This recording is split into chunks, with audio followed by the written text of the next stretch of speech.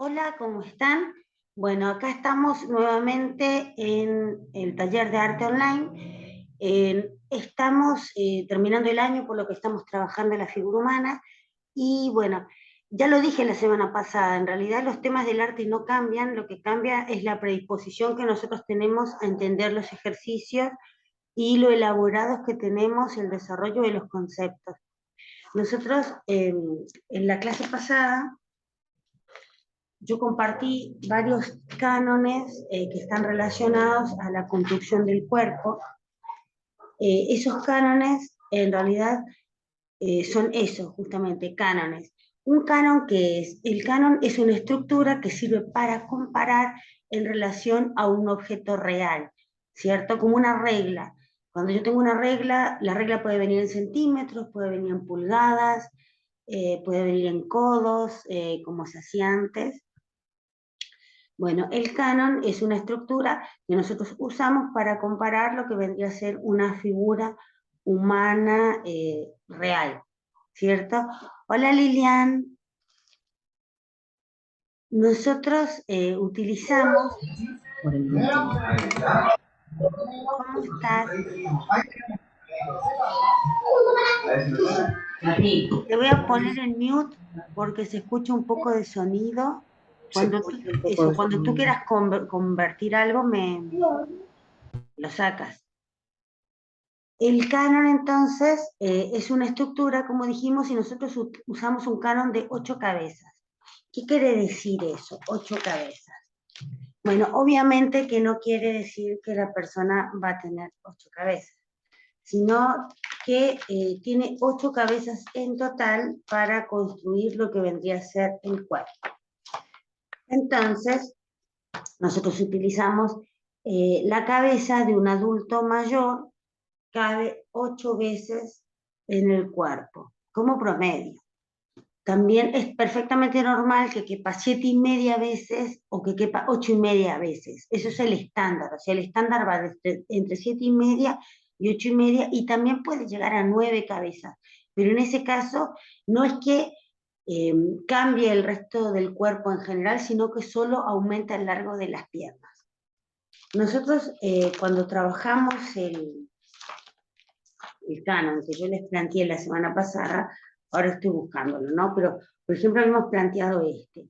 Este de acá era el chorizo que estaba construido y después fue cambiado. De esta mitad de acá está relacionado lo que vendría a ser la estructura de mujer, con la caja torácica más pequeña y con las piernas las caderas y las piernas más gruesas, y de este lado acá está al revés, o sea, está la espalda mucho más ancha y las piernas mucho más finas. Estas características se plantean encima del chorizo que nosotros construimos. Estos chorizos están utilizados para, digamos, sostener el cuerpo en vez de lo que vendría a ser una estructura de palitos, que la estructura de palitos se parece mucho más a lo que viene a ser el cuerpo, el esqueleto, digamos así. Pero ¿qué pasa? No es tan fácil vestir los huesos, ponerle la masa muscular. Entonces el chorizo, representando cada hueso, resulta más orgánico, porque si ustedes se fijan, por ejemplo, mi codo posee una forma curva, ven que, por ejemplo, en esta parte es más gordito.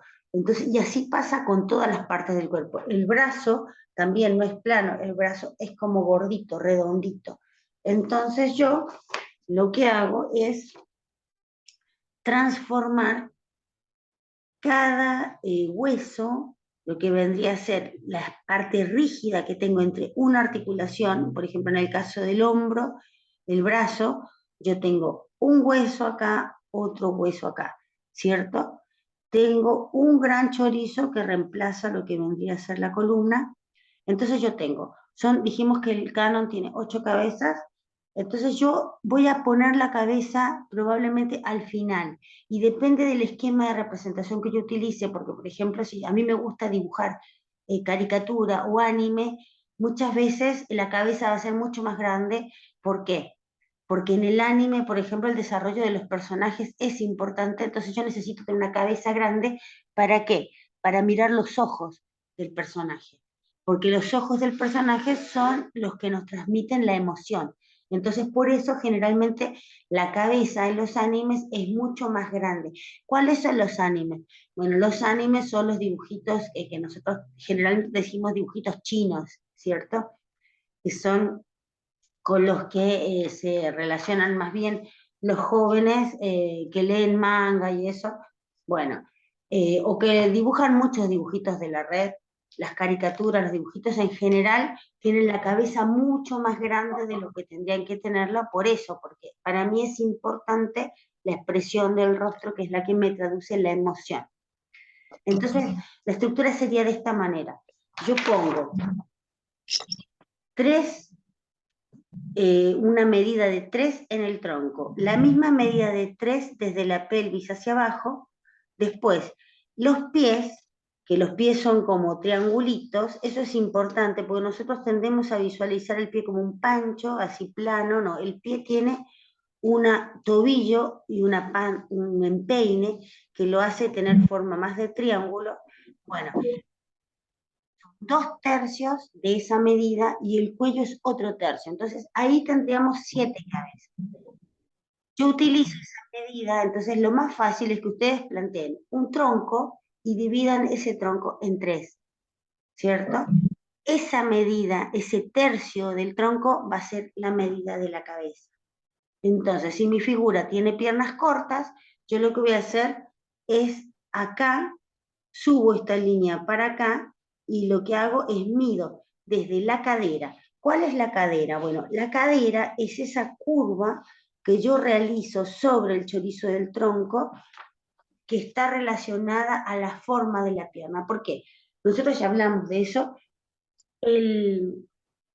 La bolita que representa el hombro, que sería esta, bueno, la bolita que representa el hombro sube, porque yo, por ejemplo, al levantar mi brazo, mi bolita ya no está acá, ahora está aquí, ¿cierto? La bolita rota se desplaza y puede ir hacia arriba, pero también puede ir hacia atrás y también puede ir hacia adelante. Entonces, esta bolita se desliza sobre el chorizo del tronco dependiendo del movimiento que yo quiero construir. Pero el eje de la pierna no. El eje de la pierna va incluido en el tronco, ¿cierto? Entonces, cuando yo el alto que le tengo que dar a esa curva que va hacia arriba, tiene que ser el mismo que va a tener la pierna de ancho. ¿Por qué? Para que cuando mi macaquito mueva la pierna y la levante, ¿cierto? El eje quede dentro del tronco para que la nalga no se salga, porque esta curva de frente representa la cadera, pero de espalda representa la nalga, ¿cierto? Esta figura, por ejemplo, que yo tengo acá, corresponde a una estructura femenina que fue la que desarrolló Doris, ¿cierto? Sobre... Hola. Bueno, yo quería hoy que ustedes me preguntaran, bueno, yo vi que tú estuviste trabajando divino, te quedaron súper bien. La última estaba un poquito inclinada, pero para mí que Sí, la calcaste, cuando la calcaste te quedó medio inclinada. No es importante para el eso. ejercicio, porque nosotros en ningún momento dijimos que las figuras tenían que estar en eje paralelo a la hoja. O sea, y aparte se trata justamente de eso, ¿no? Si tú vas haciendo una figura en movimiento, porque la figura está así, no va a estar en perpendicular. Se trata justamente de que los chorizos nos ayuden a nosotros a visualizar la masa corporal para después poderla mover de acuerdo al sujeto. Nosotros, yo les comentaba en el post anterior que yo estoy usando Fibonacci como referencia y hasta el momento va muy bien como para lograr esa sensación del escorzo, ¿no? Yo, por ejemplo, ya lo habíamos comentado en algún momento, mi mano tiene el largo de mi cara y mi pie tiene el largo de mi cabeza. Desde acá arriba, obviamente, no se ve. Uno siempre tiene la idea que el pie de uno es mucho más chico porque yo lo veo desde arriba. Pero el pie tiene el tamaño de la cabeza, incluso en los hombres suele ser un poquito más grande, porque los hombres tienen el empeine más alto, supongo yo que para poder levantar más peso, ¿cierto? Y tienen la masa muscular mucho más fibrosa y más dura justamente para poder desarrollar más fuerza. En cambio, la mujer tiene la masa corporal más blandita, ¿por qué? Porque el cuerpo de la mujer está desarrollado para poder tener bebés. Entonces, si el abdomen fuera demasiado duro, no podría extenderse. Si el seno fuese duro, no podría extenderse también para después eh, tener leche, ¿cierto? E incluso nuestro cuerpo ha sido desarrollado, nosotros las mujeres tenemos este lugar que acumulamos grasita, que se supone que también es para como una reserva, ¿cierto? También de ahí el hecho de que las caderas aumentan, también por lo mismo, porque la mujer hormonalmente, las hormonas tienen mucho que ver con eso, porque eso es una cosa bien importante. Las hormonas son las que desarrollan las características sexuales secundarias y la acumulación de grasa, la textura de la piel, todo ese tipo de cosas están relacionadas a eso. Por eso, cuando ustedes hacían ahora, vieron en los fenotipos, la mujer más musculosa tiene la piel como más marcada, no es tan suave, se supone que es mucho más fuerte, justamente por eso, porque desarrollar su actividad deportiva hace que disminuya las dosis de estrógeno y aumente las dosis de testosterona, porque el deporte genera testosterona. Nosotros las mujeres, obviamente, no tenemos las gónadas masculinas que generan grandes dosis de testosterona, pero las glándulas suprarrenales, si no me equivoco, o hay otras por ahí, ustedes. Sé que hay otras, creo que son las suprarrenales, que generan también pequeñas dosis de testosterona y por eso la mujer también puede tener como una estructura física más musculosa y más, ¿cómo se puede decir? Más dura, más fibrosa. Y también los hombres, por ejemplo, si no desarrollan actividades deportivas y también, bueno, son muchas las cosas que contribuyen al despliegue hormonal, ¿cierto? Entonces, bueno, las emociones, los pensamientos, nuestra manera de vivir. Entonces también el hombre también puede ser más suave, más fofito. Por ejemplo, si ustedes ven un hombre que toca el piano desde niño y no desarrolla eh, actividad física de fuerza, no va a desarrollar esos dedos gordos, sino que va a tener las manos finas, ¿cierto? O sea, nuestra actividad, por eso decíamos que el fenotipo es fundamental, porque nosotros eh, podemos sobre el esqueleto construir la masa corporal, pero también el tipo de persona que es, o sea, describimos parte del carácter de esa persona con su visión externa. Ustedes, bueno, primero quisiera escuchar si tienen alguna duda al respecto, porque yo mandé bastante material. No era para que lo hicieran todo, que fue lo que yo les dije, vamos a ir haciendo de a poquito. Por ejemplo, el primero era construir el cuerpo, ¿cierto? Que el cuerpo estaba, como dijimos, nosotros teníamos, a principio de año, nosotros trabajamos la estructura de la muñeca peluche, ¿se acuerdan? La muñeca peluche tenía un cuerpo que era como de gota, pero tenía piernitas cortas. Las piernitas cortas están relacionadas a la primera etapa de vida del ser humano, que es como el cuerpo del niño pequeño o el bebé. Un bebé tiene 3 cabezas de cuerpo. Una cabeza es su cabeza, una cabeza y media es su tronco, entonces como acá ven, cabeza, cabeza y media el tronco, y media cabeza son las piernitas. Esa es una estructura de cuerpo. Esta otra estructura de cuerpo, ven que yo le puse justamente lo que hablábamos hoy, le puse una cabeza de anime. ¿Por qué? Porque corresponde a este tipo de representación en la cual yo le pongo la cabeza grande porque necesito ver sus ojos y su expresión, porque la figura está construida para transmitir emociones. Esta es otra manera de trabajar el cuerpo que se utiliza sobre todo para los cuerpos en movimiento y ven que no tiene líneas rectas. Cuando nosotros planteamos la figura, está sintetizada lo que vendría a ser la estructura de la articulación y el músculo en una curva.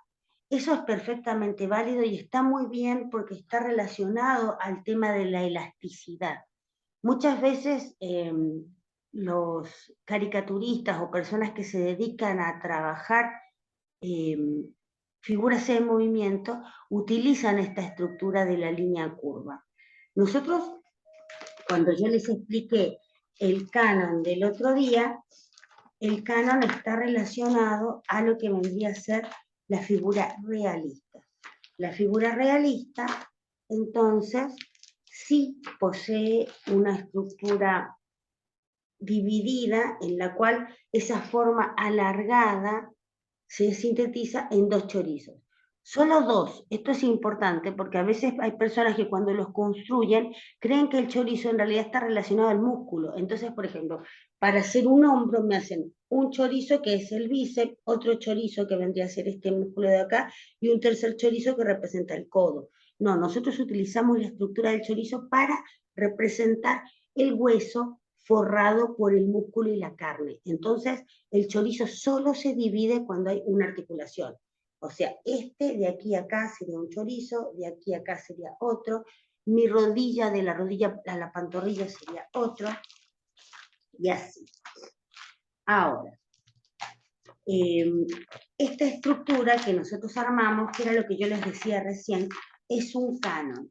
El canon es una estructura comparativa y nosotros estamos preparándonos para ahora, de acá a final de año, que ustedes elijan una figura, una foto, alguna estructura que sea real, para pasar de este dibujo abstracto, porque este dibujo que nosotros estamos planteando, justamente está basado en la idea del canon, que son 8 cabezas, ¿cierto? Como dijimos, agarro un tronco, mi tronco, lo divido en 3, ahí ya tengo la medida de la cabeza, ¿cierto? Entonces son 3 el tronco, 3 las piernas, 2/3 de cabeza, lo que vendría a ser el triángulo del pie, de costado, ¿no? Obviamente el pie de frente no parece un triángulo, pero sí es más ancho igual, ¿no? Ya lo mostramos. Yo estoy buscando acá porque se me mezclaron los dibujos en la carpeta, estoy buscando dónde están los chorizos básicos para la construcción. Bueno, acá está lo que yo les decía en un principio, que era la figura humorística, ¿ven? La cabeza es grande, la perita es más grande que la cabeza, 1,5, y las piernitas son solo media cabeza. Y bueno, y acá pasa lo mismo, la forma curva es la que se utiliza para representar el movimiento. Esta es lo que nosotros hicimos a principio de año, que fue la muñeca peluche, que utilizamos como un esquema para hacer la introducción a la figura humana. Después, nosotros no vimos todavía el canon de cara, no lo vimos porque estábamos primero haciendo el canon de cuerpo. Pero yo les quería hoy compartir un ejercicio que no está directamente relacionado a la propuesta de figura humana. Ya les planteé el hecho de que traten de buscar una figura, puede ser una pintura, puede ser una figura humana que saquen de una revista, por ejemplo, de estas de multitiendas, una modelo, ¿cierto? Puede ser la foto de una persona que ustedes tengan. A mí lo que me interesa es poder ver una figura, ojalá, vamos a hacer primero una que esté recta o en una posición bastante vertical, y después vamos a hacer otra que esté en movimiento, por ejemplo, una figura sentada, una figura andando en bicicleta, una figura nadando, una figura jugando al fútbol, ¿cierto? Una figura que esté en movimiento para poder comprobar lo que decíamos de los escorzos. Cuando yo hablaba justamente de Fibonacci, vieron que mi mano mide lo mismo que mi cara, pero si yo adelanto mi mano, ven que mi mano chica pasa a ser la mitad de la mano grande. Bueno, a eso nos referimos con Fibonacci, ¿cierto? Porque Fibonacci era 1 a 0,618, nosotros sintetizamos el 0,618 y dijimos que la proporción, para hacerlo fácil, es 1 a 0,5 o a 2, ¿cierto? Entonces, lo que está en el plano medio va a ser 1 y lo que está adelante es 2, es el doble. Y lo que está atrás va a ser la mitad del plano medio. Entonces así nosotros utilizando esa guía de Fibonacci podemos desarrollar una guía para poder representar el cuerpo en movimiento escorzado. Escorzado justamente es eso, cuando la figura se ve deformada por la sensación de perspectiva. Yo hoy voy a incluir en el post de la clase, voy a incluir esto. Esto es la grilla de Le Corbusier. Yo la aprendí así, esto se los digo a todos, porque en ningún lado está esto relacionado a Le Corbusier. Yo lo aprendí en la facultad en Chile y me lo enseñaron así. Capaz que fue un error, capaz que yo lo recuerdo mal. Le Corbusier fue un arquitecto muy conocido, fue el que desarrolló el edificio moderno, lo cual fue en su momento un gran avance porque permitió a la gente común poder habitar entre todos lo que vendría a ser la estructura de un palacio, que vendría a ser el edificio, que antes solo lo podía tener la gente adinerada, o sea, la gente o vivía en esos palacios, que vivía una familia con su servidumbre, o si no la gente muy humilde vivía en casitas así hechas de una manera, digamos, bastante primitiva. Bueno, Le Corbusier fue el que desarrolló el concepto del edificio moderno en el cual hay pequeños módulos donde, para que habite cada familia, o sea, compartan el edificio. Y, perdonen, estoy con una alergia. Ayer en el Prado los plátanos orientales nos atacaban. Bueno, esta grilla es muy fácil y se utilizó muchísimo en la Edad Media para desarrollar lo que vendría a ser el arte de los azulejos, bueno, yo ya les comenté antes que en la Edad Media fue cuando se desarrolló la abstracción, porque los moros que vivían en España, bueno, en la Edad Media que nos corresponde a nosotros, ¿no? No tenemos que olvidar que nuestra formación es greco-romana española. Entonces en la Edad Media no sabemos lo que hacían los chinos en la Edad Media. En la Edad Media se utilizaba mucho la representación abstracta.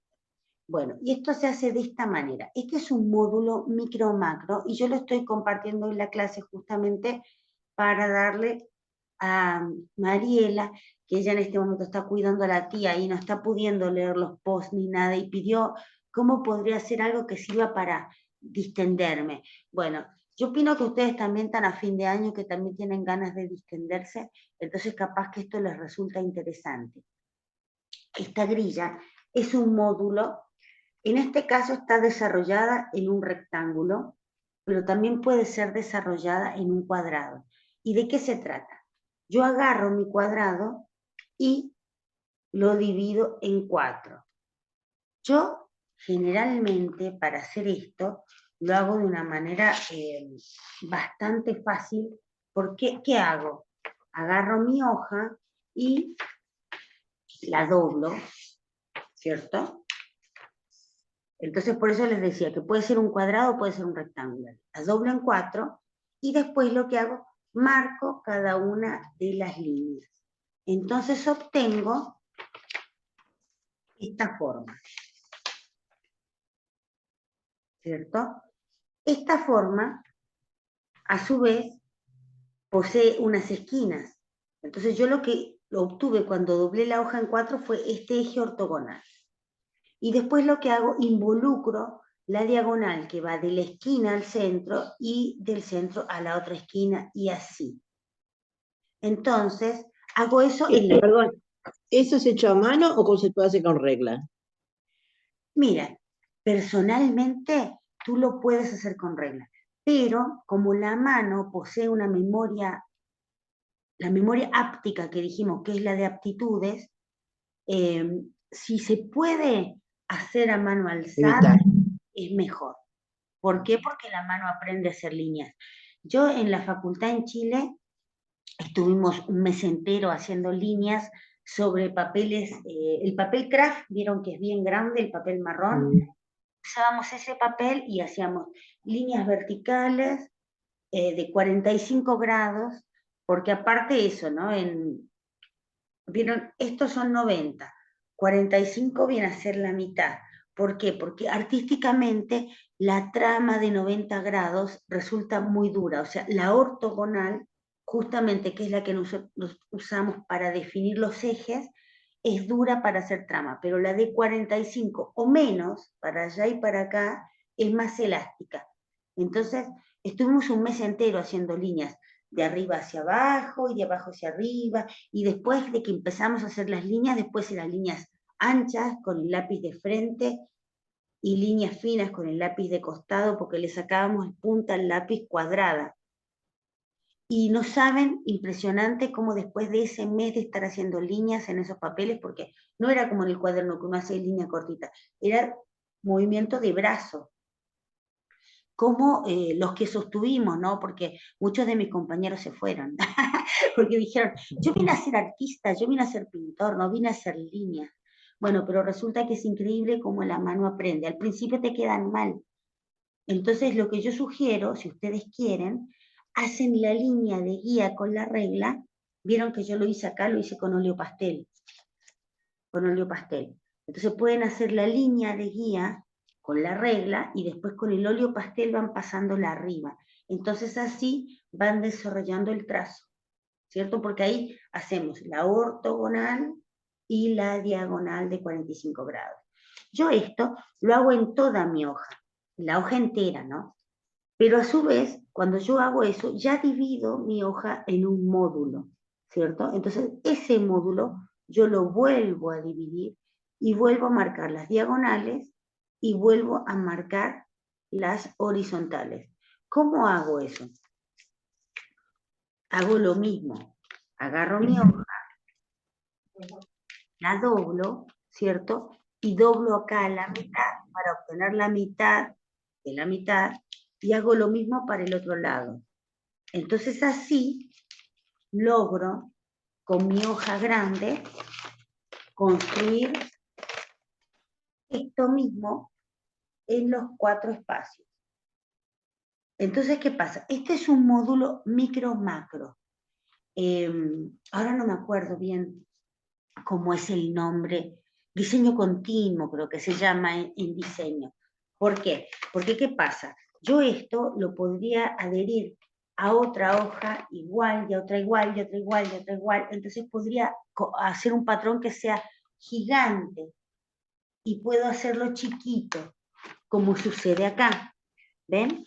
Este de acá es el resultado de haber hecho esto en los 4 lados. Después que yo lo hice en los 4 lados, a cada uno de estos le hice esto. Porque, como vimos recién, cada uno de estos módulos está incluido dentro de este. Entonces, por eso decimos, es una grilla universal porque es macro y micro, puede ser tan grande como yo quiera o puede ser tan chiquita como yo quiera. Y bueno, y esta grilla sirve para componer. Como les decía yo la conozco como la grilla de Le Corbusier, así lo aprendí en la facultad en Chile. Yo no sé si fue un error o por qué cuando yo busco en internet en ningún otro lado he vuelto a encontrar esa referencia, ¿no? La referencia a que sea de Le Corbusier. Lo que yo también entiendo es que puede ser que este patrón obviamente no es de Le Corbusier, porque Le Corbusier es un arquitecto moderno, como hablamos hoy, y este tipo de patrón de construcción se utilizaba muchísimo en la Edad Media, y en la Edad Media no existía la autoría. Entonces yo supongo que no existe la referencia en internet porque Le Corbusier la usaba, no la inventó. Bueno, entonces esta grilla tiene 2 soluciones para trabajar. Una es la solución abstracta, que es muy divertida porque ustedes ¿qué hacen? Sobre esos cuadrados divididos en triángulos, yo tengo una forma, ¿cierto? que viene a ser como un cuaderno de matemática, pero que a su vez tiene las diagonales. Entonces, si yo agarro este pedacito, por ejemplo, y hago acá, construyo un rombo. Si yo pongo para allá, construyo un triángulo. Entonces yo puedo utilizar esta grilla para construir formas abstractas, ¿cierto? Esto es muy divertido, es muy bueno para el pulso y es muy interesante para que ustedes desarrollen patrones de color, ¿cierto? Porque, ¿qué pasa? En este momento ustedes ven que yo dejé la transparencia expuesta, o sea, se ve la trama, pero habitualmente este trabajo se hace utilizando la trama, pero después los colores son plenos y la trama desaparece. Entonces me sirve para hacer geométricos abstractos. Acá en Uruguay, por ejemplo, hubo un artista muy conocido, Costigliolo, que trabajaba mucho el geométrico abstracto, es muy divertido y como pedía Mariela, es como los mandalas, pero los puedes construir tú, porque tú haces la grilla y después vas inventando formas que son geométricas. Pero esta forma geométrica, a su vez, puede contener formas curvas, ¿cierto? Como por ejemplo este símbolo. Este símbolo, por ejemplo, está repetido 4 veces de la misma manera, en la misma posición. Pero si yo giro la trama, yo puedo obtener, ¿ven? Este, por ejemplo, que está acá,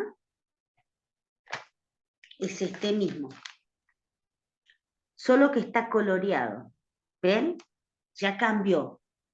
Pero yo también, miren, por ejemplo acá está justamente lo que les decía del patrón macro y micro.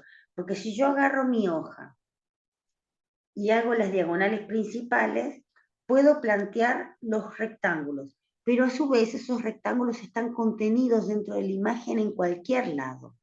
O sea, porque ese rectángulo que está traspasado por las diagonales puede estar ubicado simétricamente, pero también está incluido acá, acá, acá. O sea, por eso decíamos que es una malla inclusiva, en la cual la imagen cabe adentro o afuera.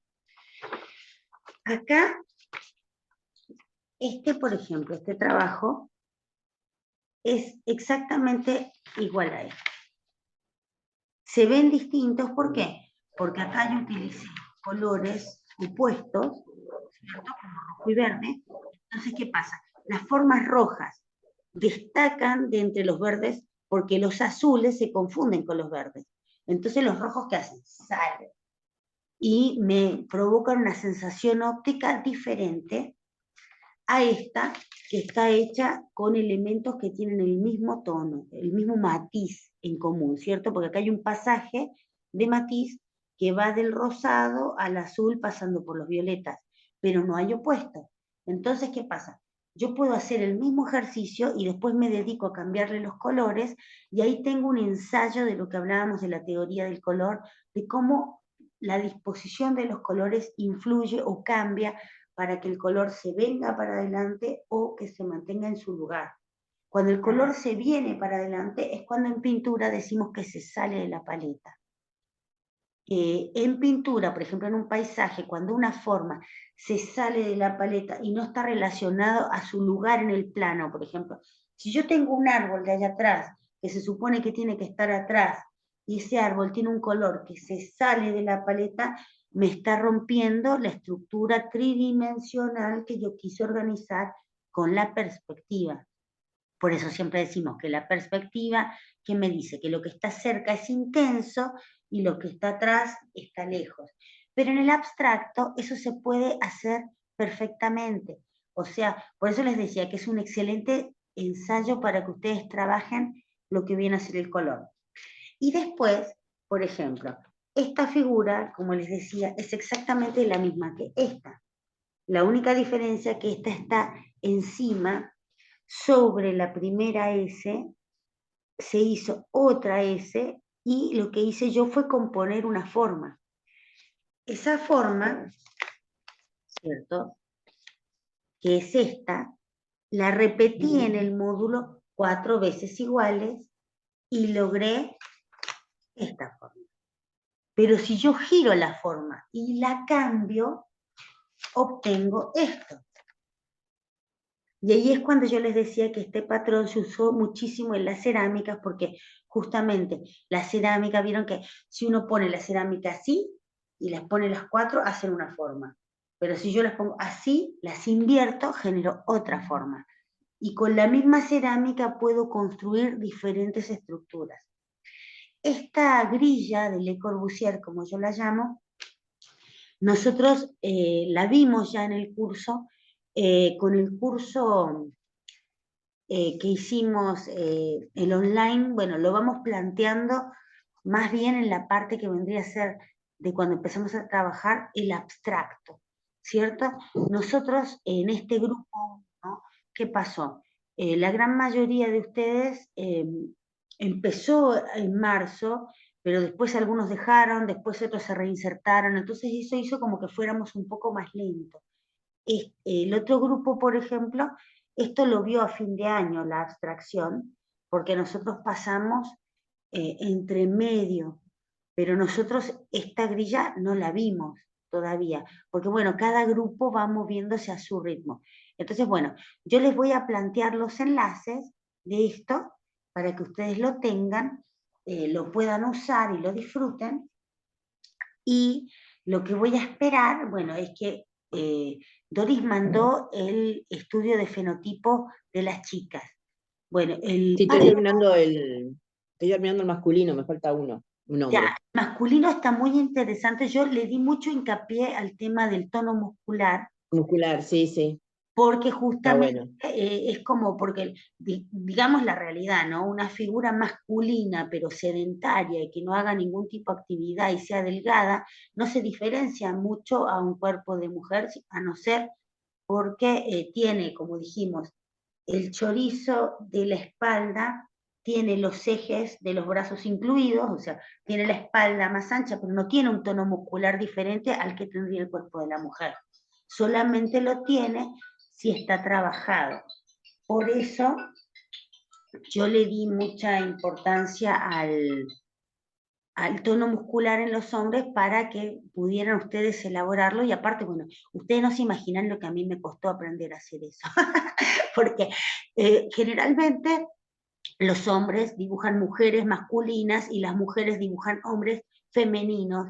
¿Por qué? Porque uno trabaja con el modelo que más conoce, que es uno, ¿cierto? Entonces yo tuve que hacer un gran estudio para desarrollar eso del tono muscular, dónde iban los músculos, cómo era. Bueno, y para eso justamente el tema de los chorizos me ayudó muchísimo. Yo cuando empecé a representar trabajaba con los palitos para desarrollar lo que venía a ser el tema del, ¿cómo es que se puede decir? Los chorizos para desarrollar el tema de la masa muscular y me ayudó muchísimo porque el vestir el huesito, a veces uno sin querer alisa la forma y el músculo al revés es redondito. Como vimos, el músculo puede ser delgado o puede ser ancho, ¿cierto? Ustedes se fijaron, por ejemplo, hay una cosa, yo lo hice a propósito, el de las mujeres, por ejemplo, trabajé con menos grafos, utilicé el H para sombrear y un 2B a penitas, y vieron que queda más claro. El de acá usé más grafos, más Bs y quedaron más sombreados y por eso el tono muscular se marca más, ¿cierto? Entonces ustedes, mientras más espectro de grafos usen, por ejemplo, miren acá, por ejemplo, esas sombritas que se usan entre la prenda de la ropa y la pierna son las que generan el volumen. Entonces, eso, por ejemplo, acá se dan cuenta, la figura dibujada sin contraste, está la misma figura, pero no tiene trabajo de grafo. En cambio acá, la figura posee trabajo de grafo y la figura tiene lo que decíamos, te atrapa visualmente. Ahí está lo que decíamos nosotros siempre de que el claro oscuro es la manera de que la imagen tenga pregnancia y que llame la atención. Entonces, mientras más diferencia de grafos utilicen y más sombreen, por ejemplo acá, Esto a mí me interesa mucho. Miren, por ejemplo, esa pierna. Cómo se ve lo huesuda que es, ¿cierto? Se nota que es musculosa, fibrosa. ¿Por qué? Porque yo sombríe alrededor. En cambio, en el cuerpo de la mujer, sombríe menos las piernas, entonces le di como, se queda más delicado, ¿ven? Entonces, bueno, la tonicidad muscular, mayor cantidad de grafos y más acentos de oscuridad. Esto es lo que yo les planteaba a ustedes que tenemos que lograr con la figura que ustedes tienen que elegir después. Este, por ejemplo, es un trabajo que yo tengo en el blog de una pareja de tango, ¿cierto? La pareja de tango está bailando en esta posición y tengo el desarrollo de esta imagen en 4 tonos distintos, ¿cierto? 4 tonos no,